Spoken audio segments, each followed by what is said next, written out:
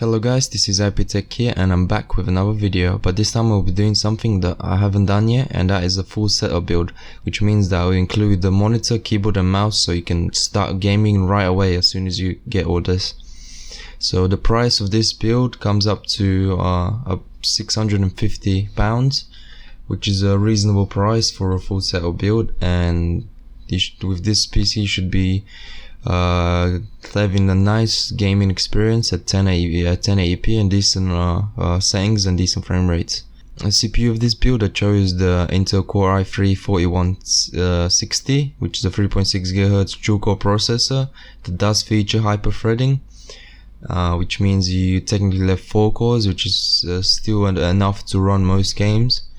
It comes under £100 at the moment. It's only £95 at Amazon, and it's overall very good price for the performance that you get from this CPU. It's gonna perform better than the 860K or the 6300, as its single core performance is much better than on this CPU than those. And that's what games actually take advantage of most. And you do save money on a CPU cooler, because this is you can't overclock this CPU, so you don't have to worry about temperature. And it is a very efficient CPU, so the stock CPU cooler is more than enough to cool this CPU. Next is the motherboard, and for this I chose the MSI's B85M E45 micro ATX motherboard. It's the LG1150, so it supports CPU, and it's overall very nice motherboard from MSI. It supports 4 RAM slots, so you can have 4 memory DIMMs, and you can take advantage of dual channel now, so 2 sticks, and then add extra in the future. It's got 1 PCIe Express slot, so there's no Crossfire or SLI supported. But it does support up to DDR3 up to 1600 MHz, which is more than enough. You don't need any more than that. Max memory is 32 gigs, which again you don't really need more than that. 16 is the absolute maximum I would go. Any more than that is just if you're really high in editing and doing video creation, then that's when you probably need more than that. But then for gaming, 8 gigs is more than enough. And there's onboard USB 3.0 headers, which is what I look for in every single motherboard that I come across. It does have 4 SATA 6 gigabit per second ports and 2 SATA 3 gigabits per second ports, so you have plenty of option there. And it's overall a very good motherboard from MSI. They make decent motherboards, and I would recommend getting it for this build. Next we have the RAM. As I said before, you don't need any more than 8 gigs, so I've chose a 8 gig kit from HyperX, this Fury line. It's a 2x4 gig of DDR 1600 MHz. It's more than enough, and it's supported by a motherboard, so it should have no problem running this RAM. And I'm using the HyperX Fury kit in my system, so I can recommend it, and it's overall a very good RAM. And next we have storage, and for this I again chose, as my previous build, I chose a single SSD, the Crucial's BX100 250GB SSD, which at the moment is £62. But if you want more storage than 250 gigs, then you can get like the WD 1TB blue drive, which is like £30 at the moment, I think, £35. And you can get that later if you run out of memory on this Crucial SD. Then you just spend like 35 quid like a few weeks or a few months down the road, and you don't have to waste any money now. And 250 gigs is a good starter, so you can install your operating systems and a couple of games. Should be enough storage. If you're installing loads of like AAA games, then you probably need the storage right away, so I would suggest maybe getting it with this build, or trying to find an old terabyte hard drive that you might have in your old system, because everyone should have a old PC that they can take the hard drive from. And that's it for the storage. And next is the graphics card. For this I chose the MSI's Radeon R7 370. So this is a 4 gig card at £140, which is very good price for 4 gigabytes of GDDR5 memory. It is the R7 370 with 370, which is pretty low end card, but for 1080p gaming, this is gonna be more than enough. It's got enough power to power most games at 1080p and still get 60 FPS, even more recent ones, but you probably have to turn down the settings to medium, like The Witcher 3. But older games like CSGO, League of Legends, Dota 2, those should be maxed out 1080p, 60 FPS, no problem.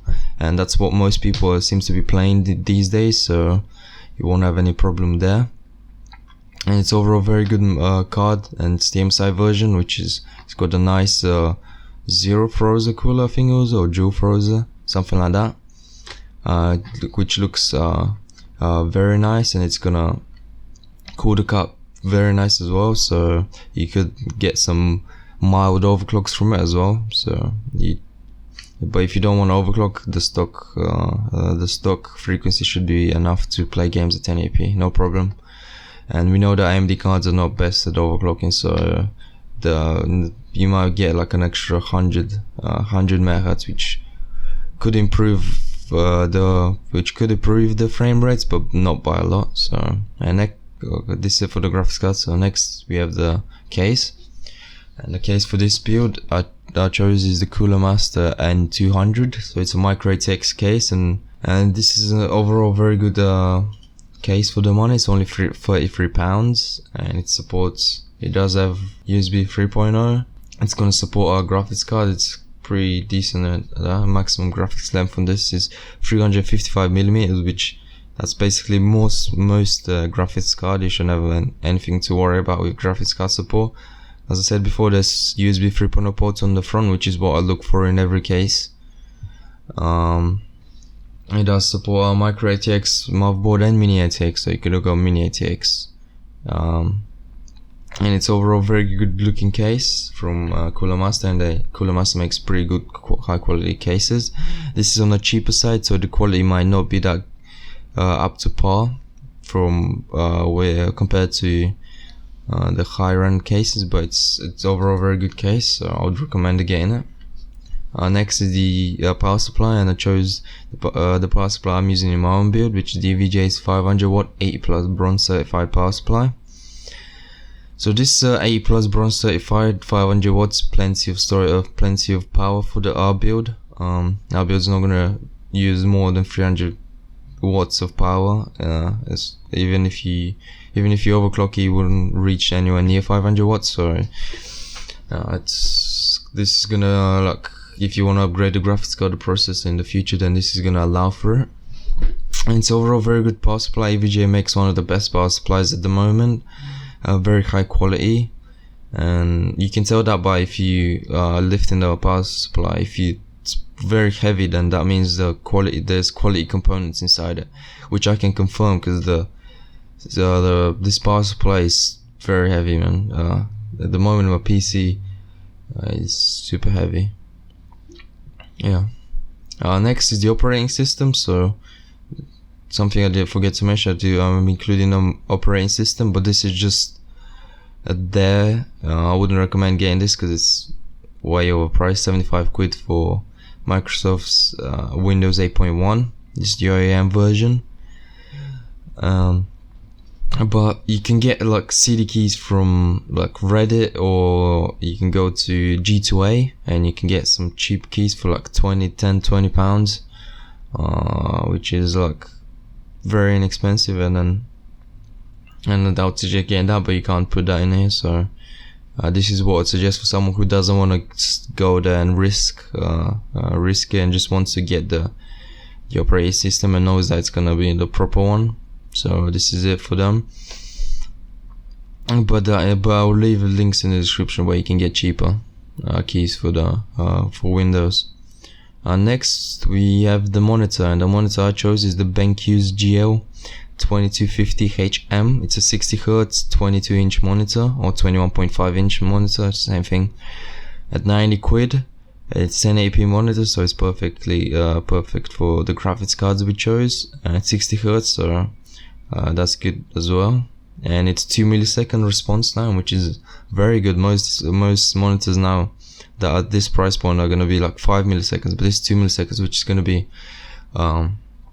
very good if you're doing some Call of Duty or some Battlefield, or especially Counter-Strike, which is extremely competitive. So competitive first-person shooter games are gonna take advantage of the low response times. So it's overall a very good monitor, and I would suggest getting this one if you're looking for a 1080p 60Hz monitor.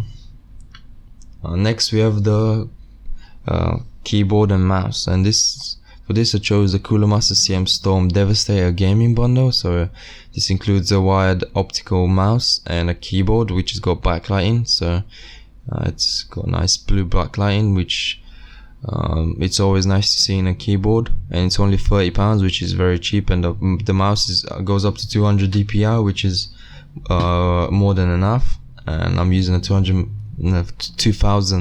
DPI mouse myself, so I can vouch that you're gonna get decent gaming experience. And the backlighting is gonna allow for like typing at night. If you have a dark room, you want to type at night, you can't see the keyboards, the backlighting is gonna show them. So it's overall a very good gaming bundle for only £30. The keyboard is not mechanical, but at this price point you can't expect a mechanical keyboard, as they're very expensive. And this is it for the build, guys. Hope you enjoyed it, and make sure you click the thumbs up button below if you like the video, as it does help the channel, and subscribe for more videos like this.